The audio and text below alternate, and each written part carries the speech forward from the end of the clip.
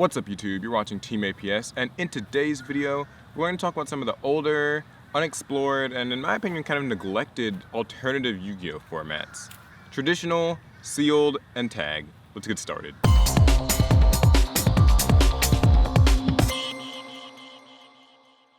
So the other day I made a video about whether or not Yu-Gi-Oh's dying and what it can do to improve, and I mentioned things like better coverage and better communication and changing the products and making it more accessible, but it recently came to my attention that another great thing Konami could do is revitalize some of these older formats. All of the formats I mentioned, traditional, sealed, tag, have been at one time or another official formats that Konami has released rules for and somewhat supported, but recently we don't really see them. And I think that compared to games like Magic especially, that's a weakness because you know, Magic, I'm not a Magic player, you know, don't burn me here too much, but I know Magic has like several different formats they can play. Like I know there's like Commander and like some other traditional format they've got, and they have different, you know, deck sizes and slightly different rules and like blocks and things. So I think Yu-Gi-Oh could do the same thing. We're gonna just take these one by one, break them each down, and yeah, so let's start with traditional format. I think this is the one that the most amount of people would probably be interested in. For those who don't know, traditional format basically means that all the cards that are currently on the ban list or forbidden are limited in that format. So everything else is the same. So let's say a card that's at 2, off the top of my head, Allure of Darkness is still at 2. And the cards that are limited are still limited. So, you know, Inzektor, Dragonfly is still limited.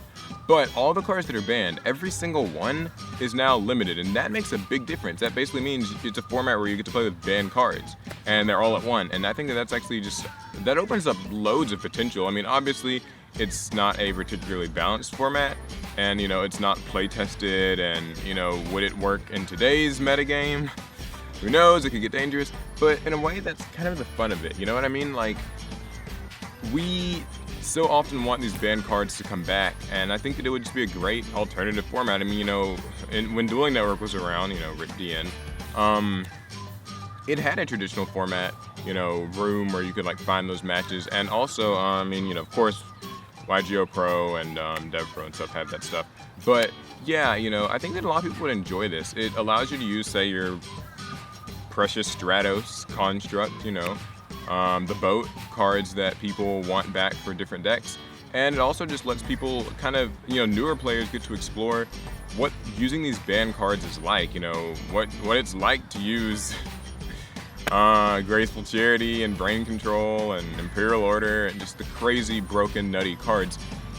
It's not meant to be, you know, super balanced if you think about it. It's meant to be something that's fun, and I think that it could be a very cool alternative format, you know, to play in tournaments and play with your friends. And I think that if Konami supported it more as an official thing, not just a, oh, well, it technically exists, but we don't really talk about that thing, I think it would be a lot better, you know. Imagine that as a side event at YCSs and regionals and Nats, you know, traditional, and imagine even a sort of circuit based around it. So it's not even just a side event, maybe it's a circuit, and that's gonna go for all the things I'm talking about in this video. So I think traditional is one great thing that could be better explored.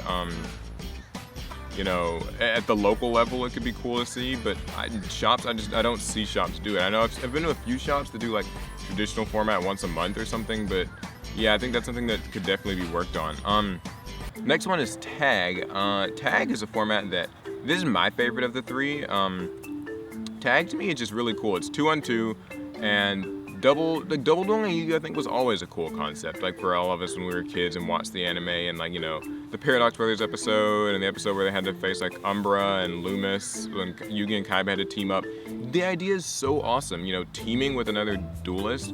I've done tag tournaments at my locals in the past, and everybody's enjoyed them. They've gotten much higher attendance. It's honestly a much more positive way to play, if I'm being honest.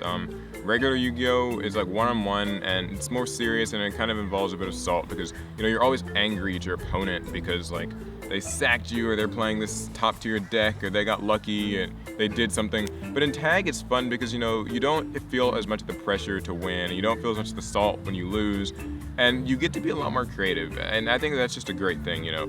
You get to make creative double strategies, and Konami had official rules for this as well.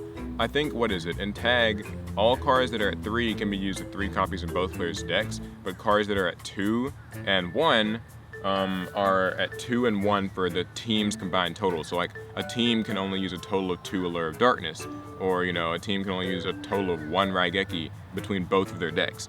And while I didn't entirely agree with that rule, I mean, I see kind of where it's based on. It could get really crazy. Like I remember when Dragon Rulers were at 3, if you did Team Dragon Rulers, you had 24 Dragon Rulers between you and your partner. And there were some cool interactions. The fact that you could use your partner's, graveyard as your own and Synchro Summon and Xyz Summon and Fusion Summon with their cards that's awesome. The fact of the matter is, though, they haven't really supported it, and I have no idea how Pendulum Summoning works. I would imagine they would keep that on a per-player thing, but I mean, hey, wouldn't it be cool if, you could use your partner's scales? I think that would be awesome. And plus, you had 16,000 life points, so the games were kind of nice and long. It was impossible to truly get sacked in teams, or at least very difficult, So that's something that I really liked, the fact that, you would never just get outright OTK'd because you had so many life points, and you could kind of afford to burn a couple of turns and take a few attacks if it meant, establishing board. And speaking of establishing board, that was always fun because, it made boss monsters in a traditional sense a more powerful thing. Having a Stardust Dragon out in a tag duel is a huge deal because, like, that's protection for days. And the same goes for cards like, Divine Dragon Knight Felgrand, the rank 8 Z's, and, just any of those cards that negate stuff or offer some kind of, residual or passive protection. That stuff's great. I really liked doubles, and there were so many cool double strategies. Like double zombie decks could be crazy because you have 3 Plague Spreaders in each deck, so like 6 Plague Spreaders, 6 Mizukis, 6 Destiny Hero Malicious, and you and your partner can both use them. It's like, this is insane. And so I think that there was a lot of fun and potential to be had with doubles, but it's again just not very explored, and that could again be another side event. I don't think it could go like super mainstream just because it'd be hard to find like static, teams, partners, but that's what this video is about, the fact that it could exist. And last but not least is sealed, which actually comes in 2 varieties. There's the sealed where you just open your packs and make a deck with what you opened, and then there's like the draft where like you have to get like 4 or 8 or however many people around a table, and you each get a certain number of packs, and you open some and you pick some cards, then you pass the rest around, pick some, pass, and makes the full circle. I think that was a really awesome way to play. I remember that used to be used at sneak peeks, and I'm guessing some sneak peek, like some stores still do that at their sneak peeks, and most places just kind of say, pay your money and get your packs and go. I think though that, that's also a really awesome, unique format that could be explored too. I mean, when you think about it, that's really cool. Those are 3 great things that have all been officially sanctioned. And the fun part about, draft and stuff like that and sealed is it's more fair. People always complain about, this game is pay to win. The people with the most expensive decks always destroy you because they have their Cosmos, they have their this, their that. But with this, it's totally fair. When you're playing sealed or draft or whatever, everybody's got a fair chance to win. And if you play it the way it's meant to be played, like with a new set when it comes out or with Battle Pack, the cards are even deliberately designed to be fair and not overpowered, but still work with each other. So you're not just working with complete random trash, but you do get to have some strategy, but you're not going to blow your opponent out, even if you get a slightly better, slightly luckier draft than they do. So all in all, those 3 formats are great, alternative fun ways to play. If you have been, if your locals has been a bit dull, a bit shallow, and we all know this format certainly has been, these are great, and I mean great, fun ways to revitalize Yu-Gi-Oh! Between you and your friends or at your local card shop. Get a box of, like, like Battle Pack, and do draft. It's so much fun. I've done it with friends. Or do tag duels, look up the official rules and do tag duels. That is great stuff. It's really a good time. And I mean, I haven't actually played a whole lot of traditional format, but when I think about it, people play GOAT format and love it. So I think the traditional is in a very similar vein. I think a lot of people would like it. I think it's probably got the most potential to be kind of busted and kind of nutty, but again, it's not the, super sanctioned official format. It's meant to be kind of alternative and fun. So, yeah, I hope you guys, this opened some people's eyes to the fact that these formats exist, and I hope that Konami will eventually acknowledge them again and actually make them into something, whether it's side events, whether it's some sort of circuit, whether it's just promoting them at local card shops and offering unique prizes and updating their rule sets and stuff. There's a lot of potential here. So that concludes the video.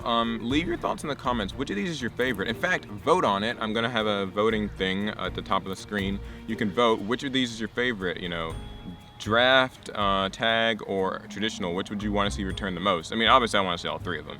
But anyway, let's talk about it. I think that it would be a good way for Yu-Gi-Oh! To rejuvenate some of that interest and help us in these bland, dark times that we're kind of currently going through. So anyway, that's the video. Remember to subscribe for more awesome, great, fun Yu-Gi-Oh! Stuff. I make videos every Monday, Wednesday, and Friday. I'm sponsored by TCGplayer.com. You can check them out and find some awesome deals on Yu-Gi-Oh! And other card games. You can follow me on social media, and I think that's going to be it. So I'll catch you guys in the next one.